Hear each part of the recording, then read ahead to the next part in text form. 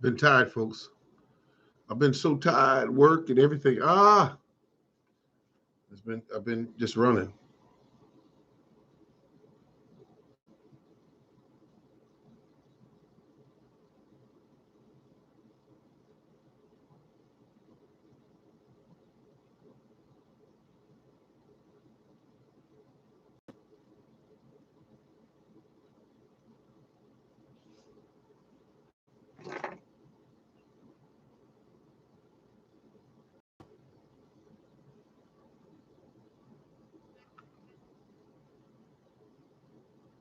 Much more in the yard. Just didn't pick them all because it's all I need to eat right now. I don't remember what these are called because I got two different varieties that are very large. One is called Big Jim, and I have some others. Hello, how you doing there? What's going on? Growing with Jay. All right. I appreciate you stopping by. Some people, I haven't seen me in a while. I've been moving around, dealing with exhaustion. Really, look at this. These are really beautiful. I bit this piece off right here to see was it hot. Got a mild hotness to it. Doesn't really. But I'm trying to get out here and go do some crabbing this year, and that's part of my plan of eating off the land, so to speak. That's how that works.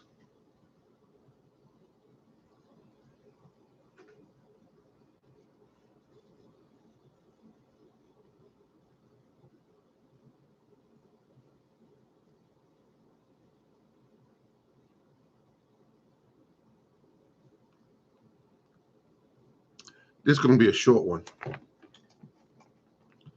I got to put these peppers up before I forget to put them in the refrigerator.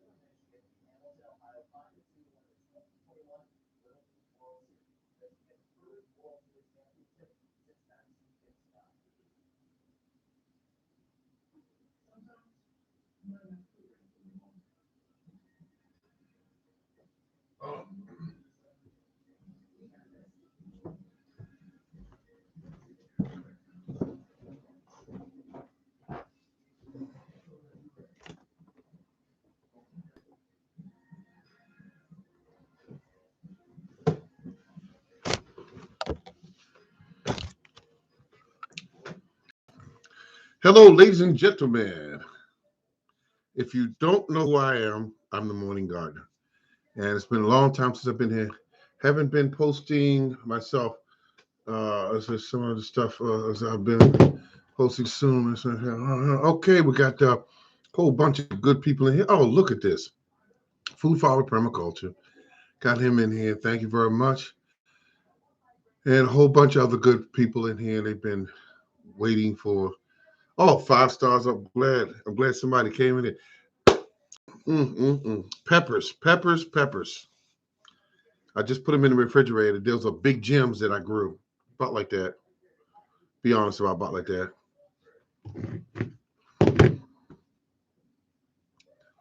So, is anyone still in here?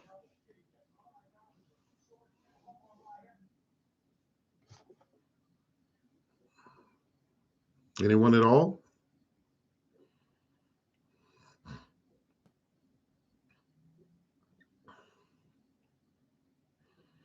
Okay, everything looks pretty good. I'm just up testing out the equipment.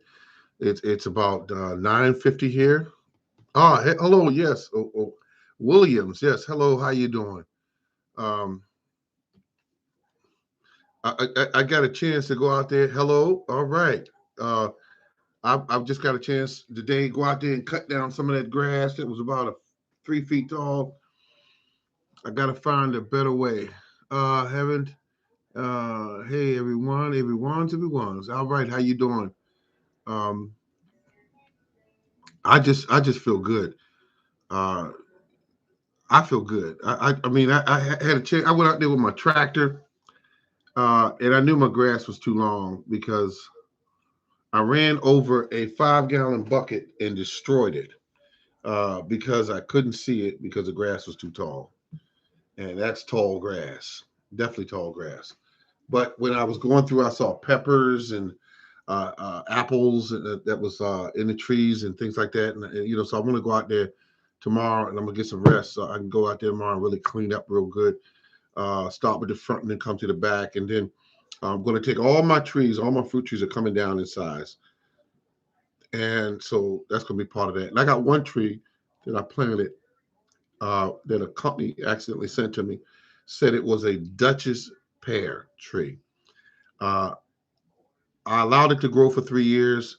Whatever's growing on it, it was like little round, little circular, looked like brown cherries. It's not a cherry, but that's what the seed looks like. So I'm gonna get rid of that tree. I'm gonna bring it down and cut it down, and I'm gonna use it as food for my garden. And that's what I'm gonna do. Cut it down real good. I got a chainsaw, and I'm gonna use it and get it cut. And that's how I'm gonna do it. Good evening, morning. Oh, thank you very much. Isaiah kiwi plants finally started growing. Congratulations. And I don't know how big your plant is. But if you do have cats in your area, put a screen around it of chicken wire, put a screen around it, maybe about 2.5 feet tall. But put it around it, nice wide circular screen, and you could put twist ties on it because cats will dig those plants up. They'll dig them up. For some reason, they love digging up kiwi plants. You can even Google it, and it'll tell you that they have a fancy for it. It does something to it. It's like a intoxicating aroma that it gives off. It makes the cats want to dig and wallow on top of the plant and that sort of thing. I have one out there that's about 5 or 6 years old, and they have tried to dig it up, and it's a adult plant that produces fruit and everything. The Isaiah will produce fruit usually after about 2 to 2.5 years. It'll start producing fruit. And there's certain ways you prune it. You can help it to produce fruit faster. Oh, thanks for the cat warning. Yeah, they'll do it. The cats will rip them plants up. Now I have two kiwi plants now. One is Isaiah, and the other one is a hardy kiwi that I found at. It's called the name of the store is called Home Depot. But what made me get it is that a lot of times I would see it say hardy kiwi plant, but it say need another plant. This one says only one plant needed. Period. It will produce fruit just by itself. and I grabbed it. So what I'm going to do is I'm going to grow it out, and I'm going to grow a bunch of plants from it, and then I'm going to turn around and do the old what do they call that thing? Uh, Craigslist thing, where I could give them away and have people donate $5 a plant to my channel. Donate to my channel. $5 a plant. So that's what I'm going to do, because I've never seen any majority of places I shopped where they had the hardy kiwis that produce on their own, and so I got it in a pot right now. Um, in fact, it needs water, so I'll water it tomorrow.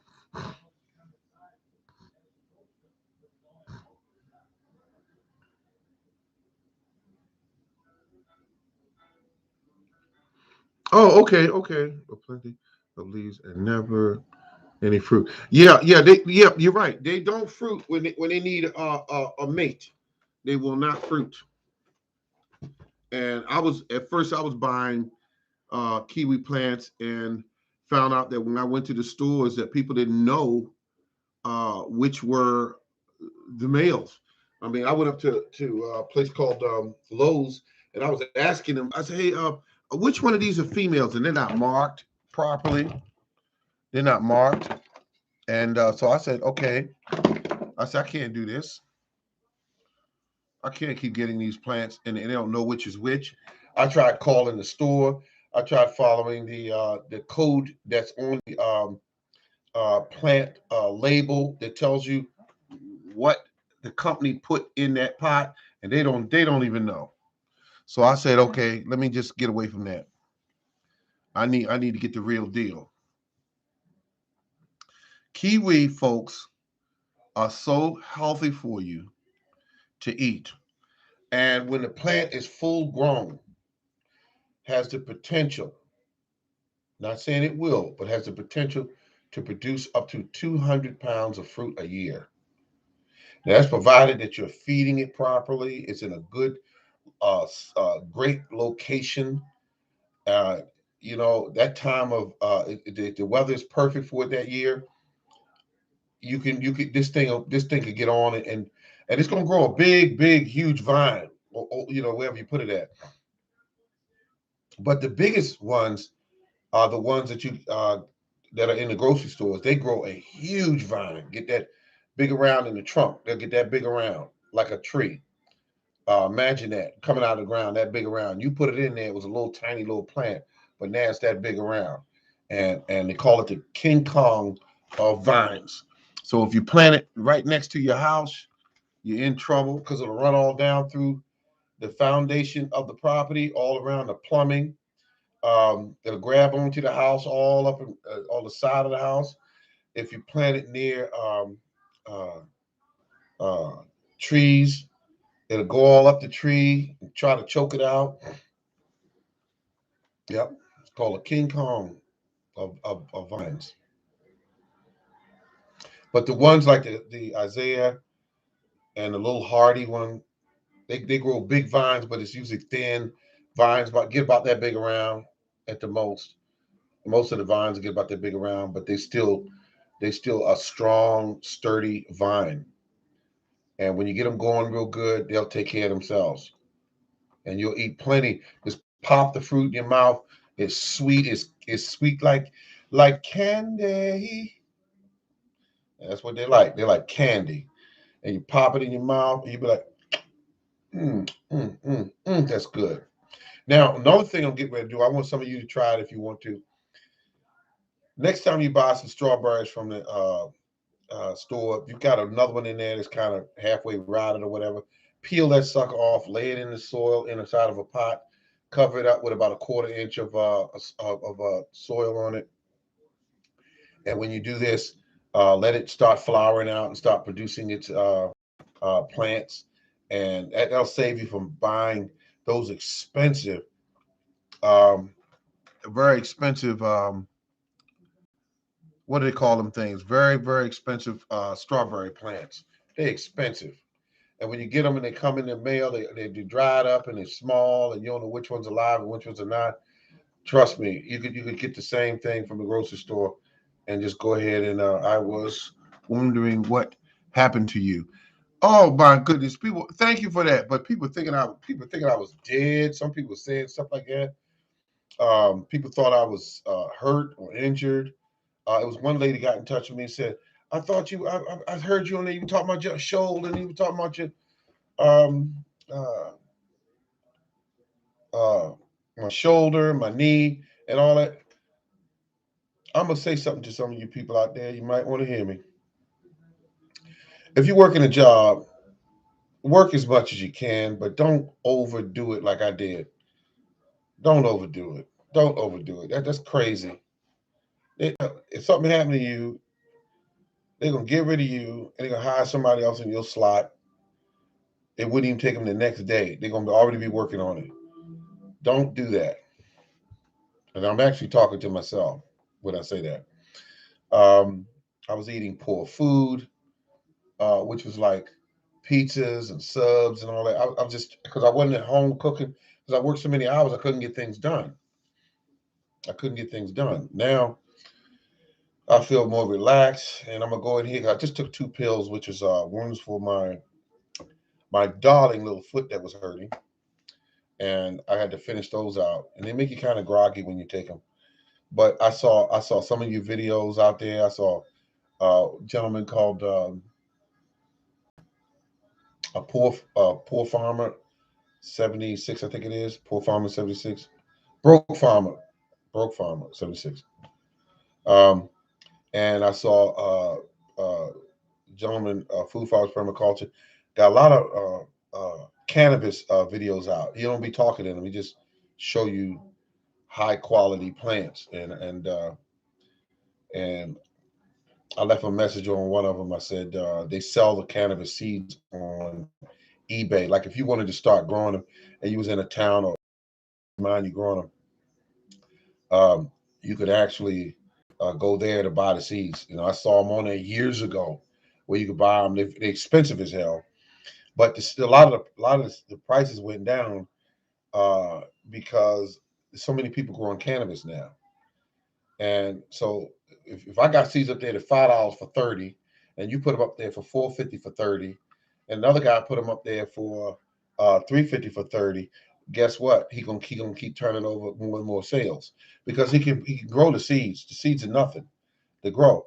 Like when I go online, anytime I buy something online, and I say like right now I'm growing burgundy okra. To me, an expensive seed. To me, I don't like paying $354 for 30 seeds. But I buy the seed, I grow it out, and once I grow it out, then I got 400 seeds of that particular genetics, and that's what I do. I bought seeds years ago, which was from a plant called.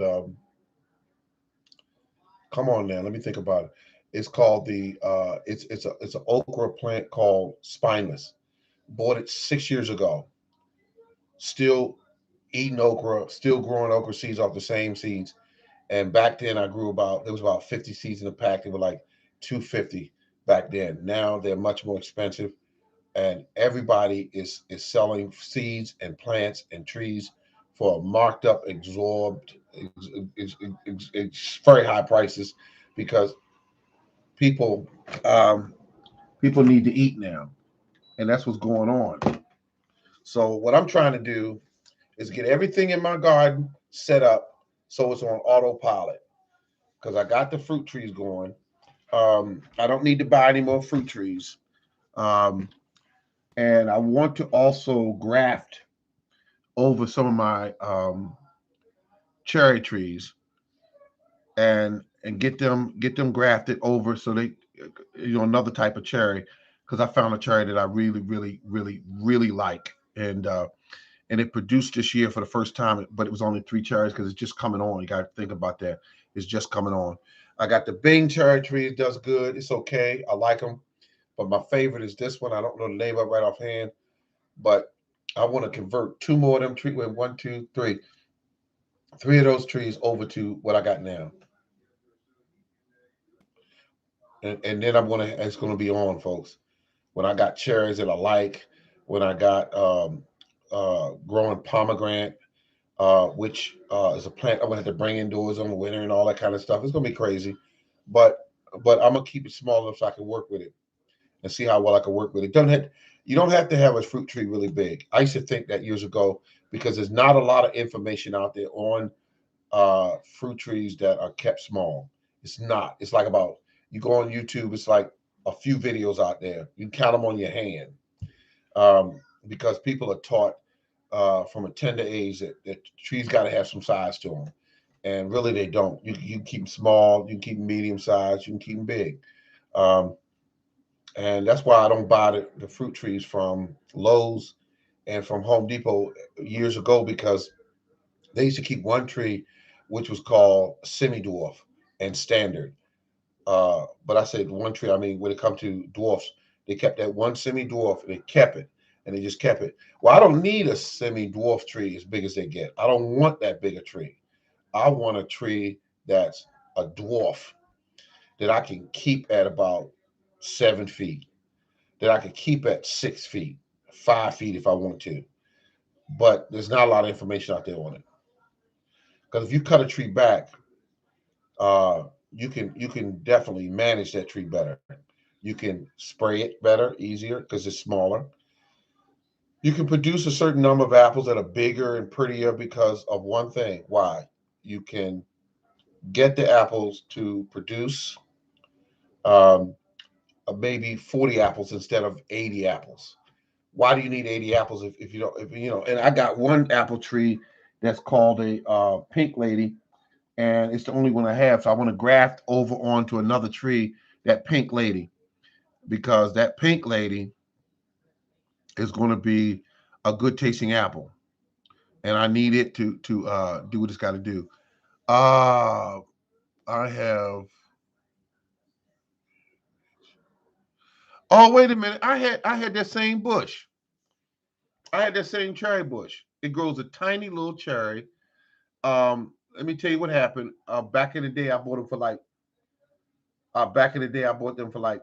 I think it was like $8 or $9, and I put it in the ground. The handsome cherry bush died, but the one you talking about right there did well. Let me tell you about that bush. I put it in the ground and it grew out. I got it to about 6 feet, about 4 feet wide, and it was producing cherries in its second year. Um, yeah, about second year. Now, I was eating the cherries on it for dinner. It was a decent cherry. Wasn't big enough for me, but it was a decent cherry. A softer cherry, wasn't real firm, in my opinion. Um, and then the other thing about it was when it grew, it was full of cherries.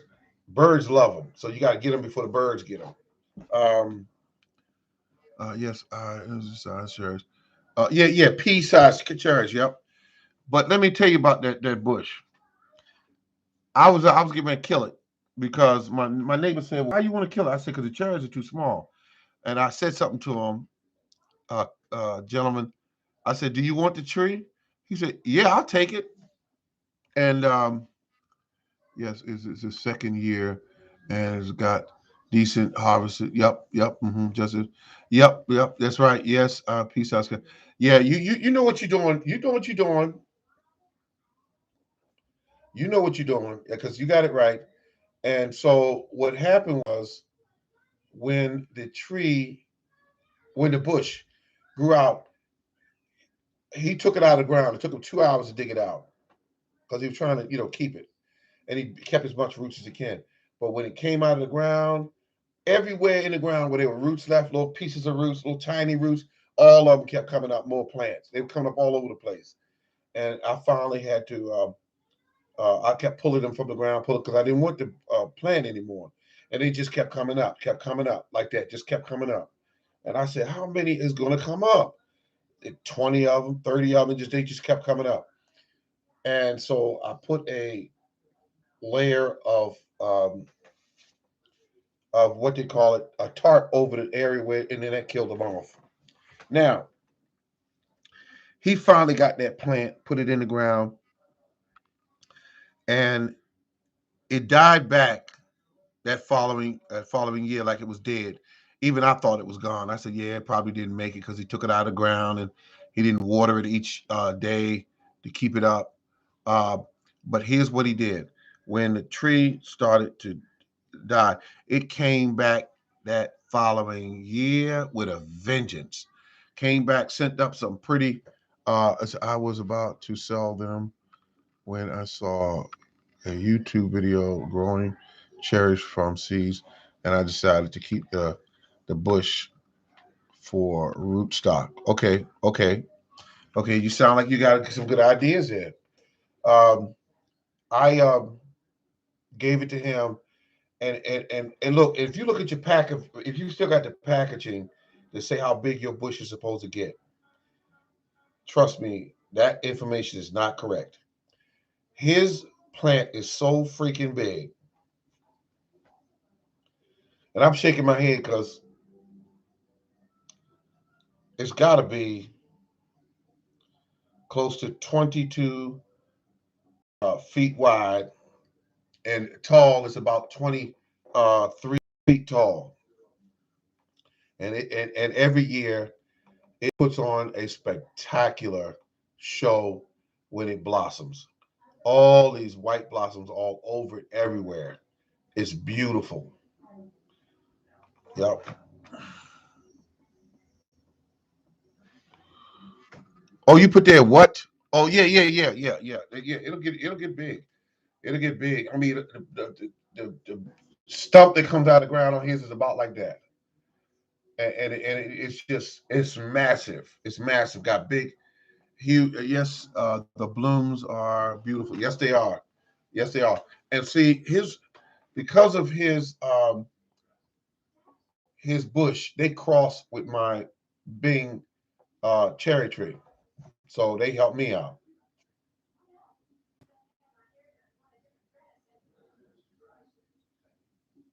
So I'm looking good now. I got some things in my yard right.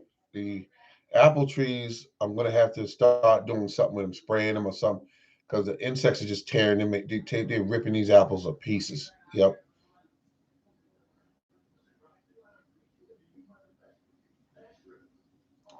and that's how that works. But everything else is looking good. Um, I got a lot of healthy fruit trees, and I just gotta get some of the vines out of them. Let's see. How large is your Bing cherry tree? Bing cherry tree is a little over 6 feet. And it's all because I stay on it. I stay on it. I will not let that thing get out of control. Now, cherry trees are funny because when you start pruning cherry trees, if you prune a lot off of a cherry tree, you make it grow. If you cut it all at one time instead of in stages, it will send out all these water shoots everywhere, like fingers everywhere, inside, outside. It'll be everywhere, and you have to clean that up, and it's a lot of work. Um, but the thing about it is, cherry trees think they're being attacked. They send out all these shoots so they can survive. Most trees will do that, but none do it like a cherry tree. Now, cherry trees also like to get big. They just like to grow. Um, but it's amazing because you can put them in the ground. They could be. I put a tree in the ground about that big around when I put it in the ground of this pen. The big around is that pen. You go look at that cherry tree now. It's about that big around on the trunk. It's a dwarf. It's still a dwarf, but it's about 10 feet wide. I got one that's 10 feet wide, about 7 feet tall, all because I keep it down. Now I got to go down there with a chainsaw and I got to get ruthless with these trees because I got some peach trees that are like 22 feet tall. I say, hey, how you doing there?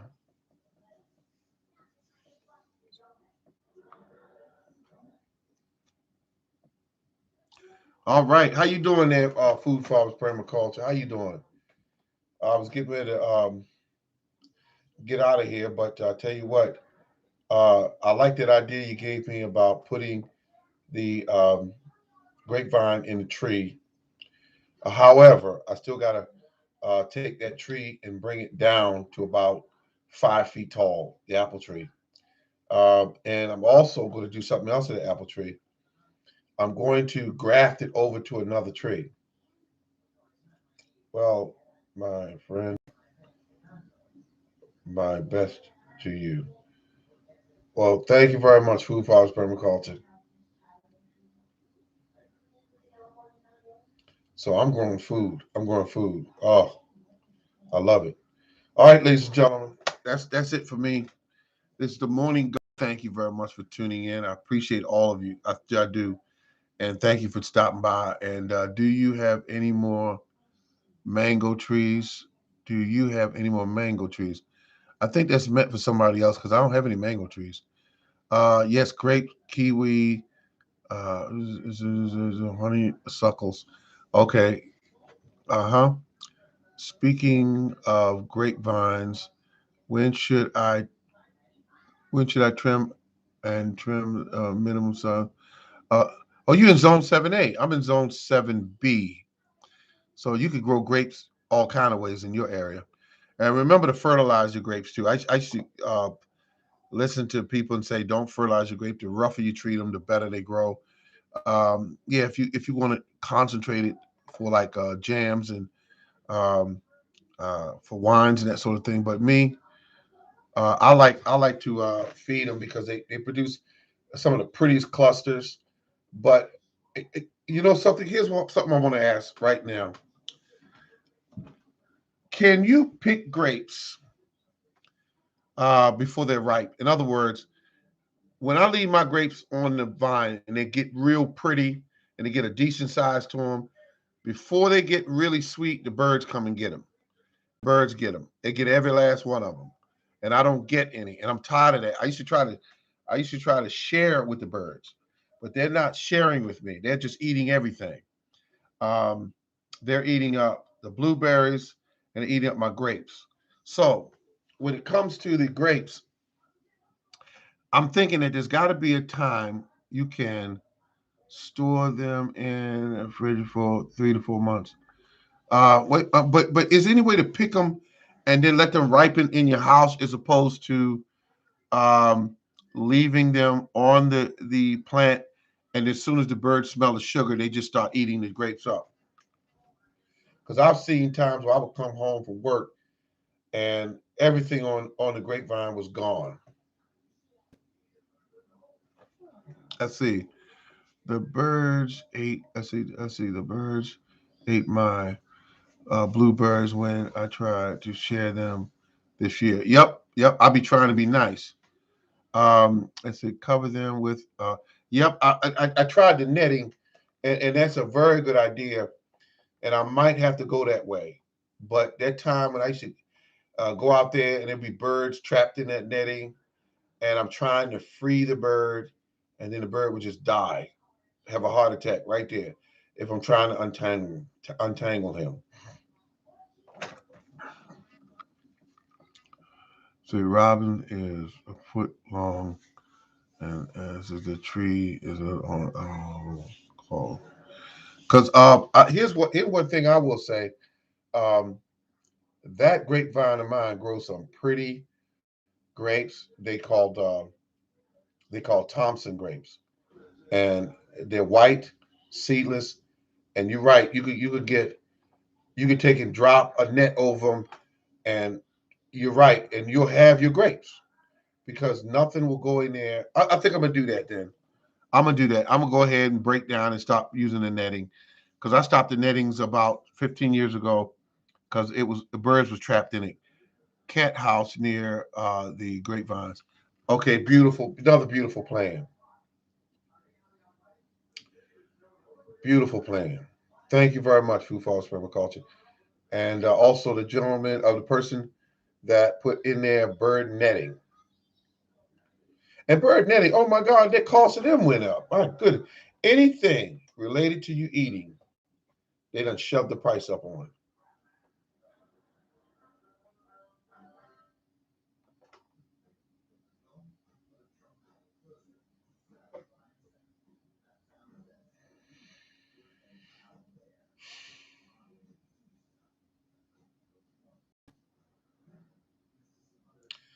And then I got to do something with my apple trees because, I was trying to go without spraying them with the dawn and all, and I'm gonna have to do something because they're whatever insects are there, they are ravishing those apples. Yep.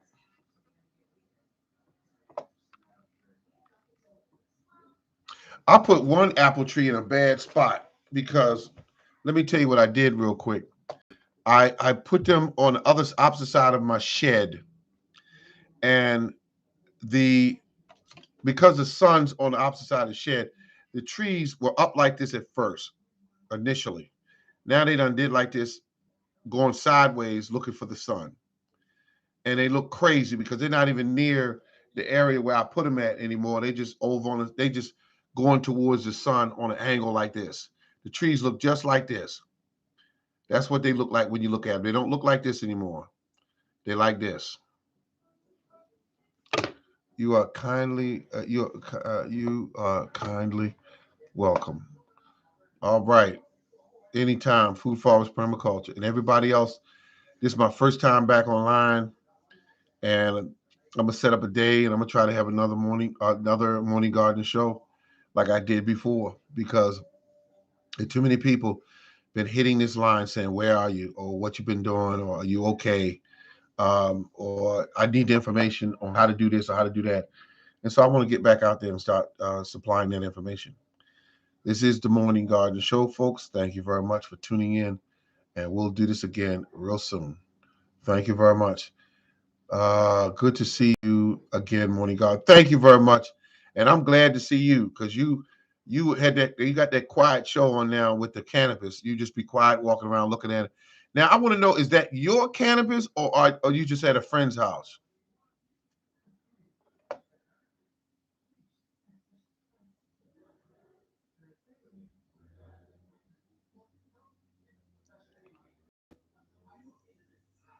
Glad to see you, Morning Gardener. Be well. Be well. Thank you very much. I appreciate that.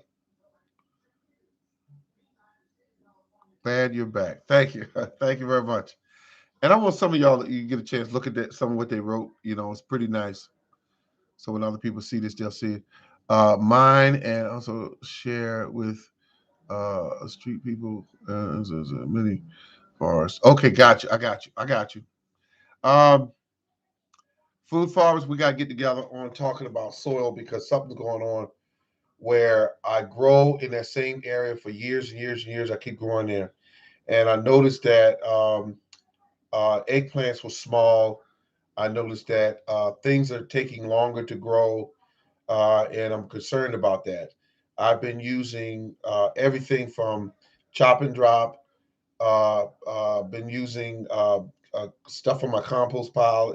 Just really finely broken down, and so it's been interesting. So maybe you could share some light on something, and because I think maybe the soil has kind of gotten tired because I constantly grow in those areas each year. I constantly grow corn. I constantly grow tomatoes or peppers and like that. Worm castings. Okay, worm castings. I figured I'm getting all the worm castings because of all the organic matter I'm putting down. I'm putting down all this organic matter. Let's say soil is made in layers like nature. Okay, okay. Try a crop. Wait a minute, try a cover crop. Okay, I've heard about the cover crop. The cover crops are basically plants that grow and plants that you lie down or you cut down and then they lay on the ground. Well, I'm doing all that with my weeds. When I go through there with my lawnmower and cut down all these weeds, they're creating this thick layer of organic matter on top of the soil. I do it every year. I do it every year. Make sure I cut that grass to make sure it keep laying layers after layers after layers after layers. So I guess I'm doing everything right. I mean, because I got it going on with that. But when I saw this eggplant today, it concerned me because it was small, and I looked at it and said, "Hmm." I said, "Did I send you the cover article design to make to make soil. Yes, you did. Yeah, you called it wait a minute. I can't remember what you called it. I can't remember what you called it, but yeah, you sent me that. You did send it. I think I know you didn't call it soil building. You called it something else.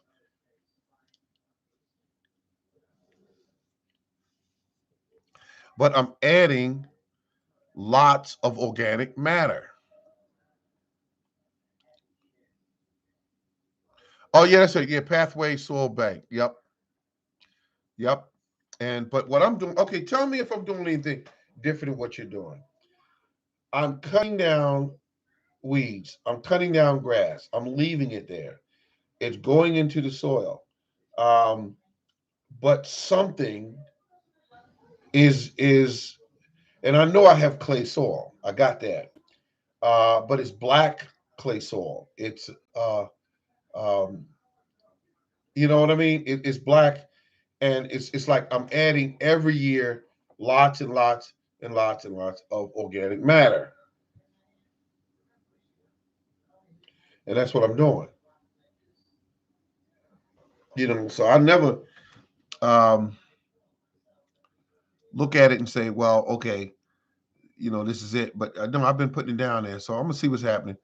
I'm gonna see what's happening. I got some ideas, but I appreciate all the help you gave me. Let's see.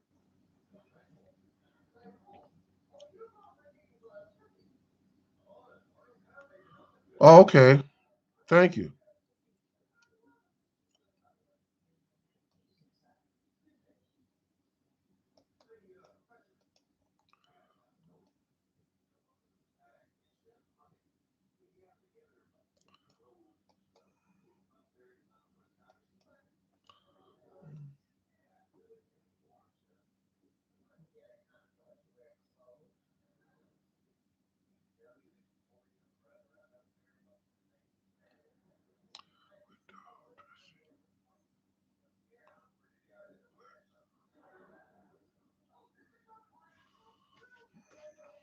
Window dressing of black soil on your chop and drop. Hmm. Thank you. All right, good people. This has been the Morning Garden Show. Thank you very much for tuning in, and we'll do it again. Thank you.